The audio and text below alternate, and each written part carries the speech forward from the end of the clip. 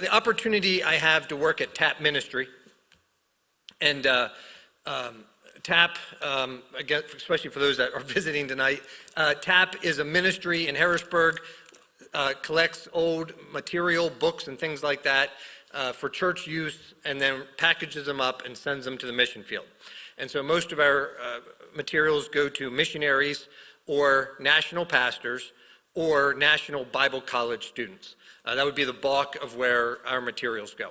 So people ask all the time, what do you need? What are you looking for? Well, things that would benefit a minister in work, whether they're a Sunday school teacher or a Bible college student trying to learn their Bible college classes, or pastors and so forth. That's great. I love doing that. I'm excited. I get to talk to a lot of missionaries. I have a lot of pastors come through.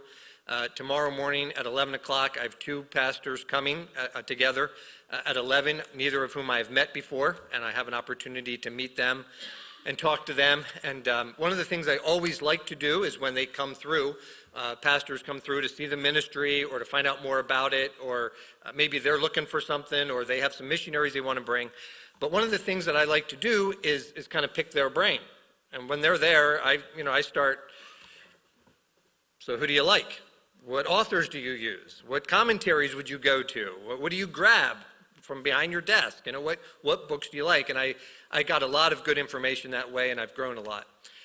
But I realized, even just this past week in particular, as a couple things came together, how much I have learned. Just the immense amount of knowledge I've learned about authors from the past. Some that I knew nothing about before I was involved in TAP. And a number of different ways. I had a pastor come through last Monday morning.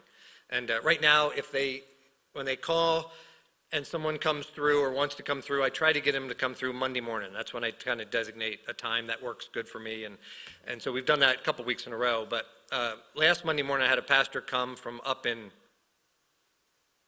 I don't know, Stroudsburg area, up 81, up above Hazleton. And he came down and brought a man from his church. That guy had a lot of ministry experience, and I talked to him quite a while. But they were looking through some of the books that we have organized there, and they said, they asked me, who's Arno Gabeline? And I said, well, funny you should ask. That's the one I've learned about in the last couple of years here. And I used his book on the Psalms in our Wednesday night Bible study, a year and a half, 2 years ago. Over that time period, I used it and learned a lot and really appreciated him.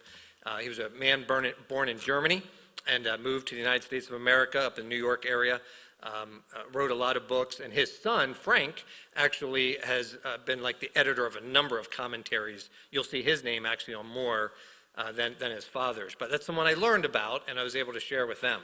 But most of the time, I'm the one learning. I'm learning all this information. And I'd come across a couple recently. In front of me, I have 2 books by S.D. Gordon. S.D. Gordon. I don't know if any of his books are really much in publication anymore. I think a few of them are. Most of them aren't. S.D. Gordon was from Philadelphia, and he ran the YMCA in Philadelphia. This would have been the late 19th century. So after the Civil War type of a period in time there. He ran the YMCA in Philadelphia and eventually moved to Ohio and ran YMCA for all of Ohio. That's back when the C in YMCA actually meant something. He wrote these series of books that all start with the word quiet. Quiet Talks.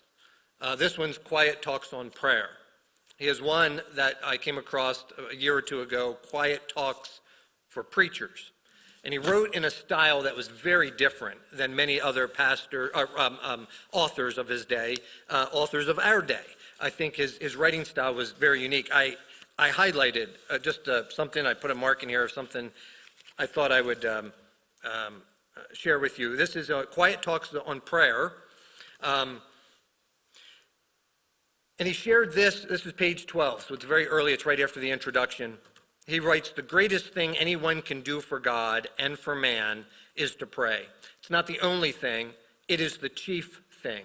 A correct balancing of the possible powers that one may exert puts it first. For if a man is to pray right, he must first be right in his motives and in his life. And if a man be right and put the practices of praying in its right place, then his serving and giving and speaking will be fairly fragrant with the presence of God. A lot of information, and I read that passage. I'm going to talk about this in just a minute because it's underlined, all right? Keep that in mind. I'll get to that in a minute. A number of his books, Quiet Talks. In fact, here, real quick. Quiet Talks on prayer, power, service. Quiet Talks about Jesus, personal issues, the tempter. Quiet Talks about our Lord's return. Quiet Talks on following Christ, on the Gospel of John, life after death, simple essentials, crisis, how to pray, and so forth. I only read about half of them there. Very interesting guy that I've got to kind of come across. And I really got his first from Russell Hepner. I told the story of Russell Hepner, which is the most exciting story I have had in TAP yet. I told that a year ago. I don't have time to get into that tonight. But a pastor in the Harrisburg area from the 1950s and 60s. I came across these, and I'd seen these were on the shelf, and I haven't used them. In other words, I haven't given them out. I don't really know anything about them, and I thought I should. There's these section of little tiny commentaries. They're called things like Notes on Genesis, Notes on Exodus. This one's Notes on Deuteronomy. Initials, CHM. You know what I found was some of these guys were extremely humble. They wanted no personal recognition. Like this guy is Charles H. McIntosh. Charles H. McIntosh, you can find some of his books in a much more contemporary fashion. By that I mean like the 1950s, in a single volume. And you'd get like Genesis, Exodus, Leviticus, Numbers, Deuteronomy, all in one volume. And that usually has the name McIntosh because they did that after he died, I guess. But CHM, very interesting guy, a very prolific author. He was from Ireland, and he was saved and came to Christ under the ministry of John Darby. And that name Darby might mean something if you've seen that handout I gave you 3 weeks ago on dispensationalism. People who are critics of dispensationalism say that John Darby invented the idea of dispensationalism. Now, you and I would say that dispensationalism was from the Bible, right? It's from the Bible. It's the different sections of history, of God's history of mankind. Darby was the first one to put it in some type of a book and an outline and make it very understandable. So they all like, that's a newfangled idea from, the 1800s or something. But CHM, Charles McIntosh, was saved under his ministry and began to write. And interestingly enough, as he began to write, and he wasn't a well-known pastor or evangelist or speaker at that time. He began to write, and he had a very a great gift at writing. And as he began to write, some of the times when he talked about Jesus Christ, he talked about his humanity from the heavenlies. And Darby, who is still alive, didn't like that. He thought that was in error. He didn't think it gave Jesus the divine nature that he deserved. And McIntosh went back and fixed all of his books. How about that?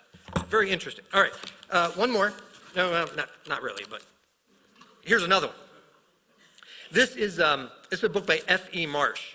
And there was something I was teaching on about a year ago, and there was some discussion on it. And afterwards, Pastor Martzel said to me, oh, check out F.E. Marsh's book. To which I said, who in the world's F.E. Marsh? I had no idea, never heard of this guy. I went through, that's not one that we had really kept at TAP. At least there wasn't a section for him at TAP. There is now. But there wasn't then. There wasn't a section of his books at TAP. And so I did a little research. I found the book that Brother Martzel had mentioned. I found that information, which is very helpful. And I began to go across his books. Now, his books are not necessarily easy to read. This is not a light read. You're not just going to sit down and read this just for pleasure. You're going to have to be digging in to read his book. But a lot of good information, a lot of really well thought out things. And he was, again, bear with me, but I think he pastored somewhere in the middle 1800s again. As I was researching some more, real quick, this book and author I was familiar with, this is J. Sidlow Baxter. How many have heard of him? A few. Okay, that's all right. J. Sidlow Baxter is a little more contemporary. In fact, he died in the 90s. I think he died in 99. And so, he lived in the 20th century. He lived 1905 to 1999. And J. Sidlow Baxter, born in Australia, worked in England for a long time, and then America for a while too. J. Sidlow Baxter is best known for this book called Explore the Book. And it's a full overview of the Word of God. This is a book I would recommend if you see at a yard sale or a book sale at the library, I would get this book. Very popular. Sometimes it comes in 4 or 5 volumes, but a lot of times, more recently, it's come in 1 volume, and if so, it's big. You can't miss it. It's like a phone book, if you remember what those are. We don't see them anymore, but it's a big, thick book. And Explore the Book, again, it's kind of a survey of the whole Bible, overview of the whole Bible, in order. You kind of go through the passage you want and read it. It's not something you would sit down and read. It's a reference book. You go to what you're working on or what you're studying or what you're looking for and look it up, but in order of the Word of God. Interestingly enough, I did a little research because I wanted to know about J. Sidlow Baxter. I knew the name, but I didn't know much about him. So all the things I just told you I learned. And as I looked it up, a church came up. Google it. If you Google it right now, don't.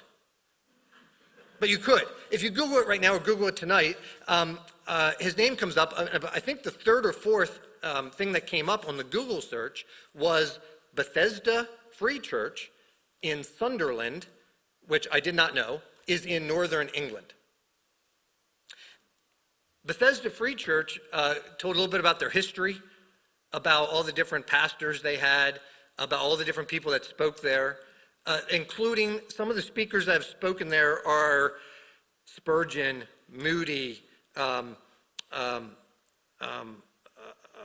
Mueller, I could go on, F.B. Meyer, and many, many, many, many more have spoken at that church. But in the mid-1800s, their pastor was F.E. Marsh. I'm like, okay, all right. And then more recently, their pastor was J. Sidlow Baxter. And by more recently, I mean, 70 years ago. But listen, there were other pastors in there I recognized. Scroggie, I think. His name was in there. You'll see him on some books too. I'm like, that church. I told the guys writing down yesterday, that church is like without excuse. If you were in that church for those 50, 60, 70 years of your life in that period of time, you heard tremendous preachers, one pastor right after the other, and their guest speaker list is a who's who of the church today. That's part one. All these authors that I've gotten to know, and I could tell you a dozen more. I just don't have time. But the other thing that has come across is I'm beginning to, again, back to why I had picked up this first book. It was Russell Hepner's. He had put his name in there. He was from Harrisburg. I told that story, a very interesting one. If I need to tell it again sometime, I will. But I'd come across his book, and I have pulled his books aside. One of his relatives down through the years has ended up donating a big portion of his library to TAP. And I have kept them. They are in the office at TAP. They are not for people to take. I'll tell you about that sometime too. But I'll tell you about that. Russell Hepner had a number of fantastic books. I probably have 85 to 100 of his books. And he numbered them, he cataloged them, he marked them, he had all the information. Very interesting. I found that very helpful and very useful. And I began to realize that these books that I'm accumulating have everybody's name in them. I don't think we do that anymore. And I am all for technology. I love it. I think it's great. I think it's so beneficial. We have so many things at our fingertips. But you know what we lose in technology?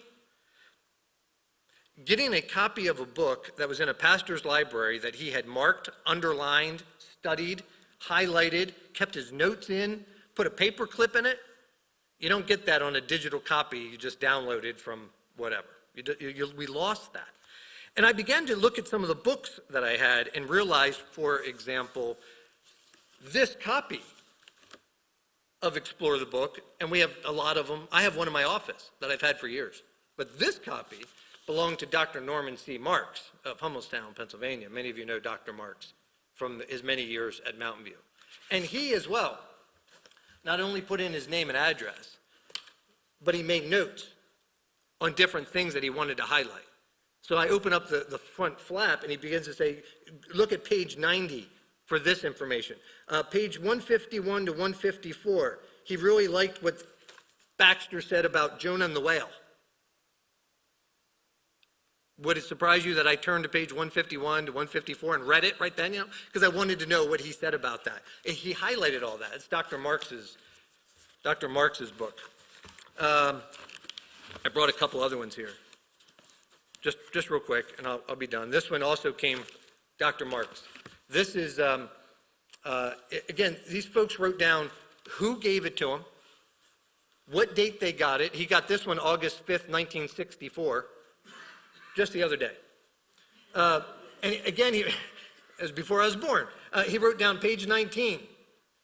Check out page 20 and 24. And he has all the notes there of what he thinks should be highlighted on that. And I mean, those are treasures that are there through the years. This one means something to you, brother. This one belonged to Dr. James Gott. This one belonged to Dr. Gott. That was his pastor growing up. Dr. Gott, this is when he was in college. That was a few years ago because he's retired now. His address was in Chattanooga, Tennessee. To be able to have these books of these men, Dr. Marks, Pastor Gott, I have some that came from my dad's library. I have some that came from Brother Fitz's dad's library. You know, it has their name, has things highlighted and underlined. I just read you that passage from S.D. Gordon's book, The Quiet Talks, that Russell Hepner had underlined because he thought it was important. And I don't know about you, but I'm reading. Again, if I had bought this book, brand new, which I doubt you can do anymore, or if I had downloaded it from the internet, when I had gotten to page 12, it wouldn't have been highlighted. It wouldn't have been underlined.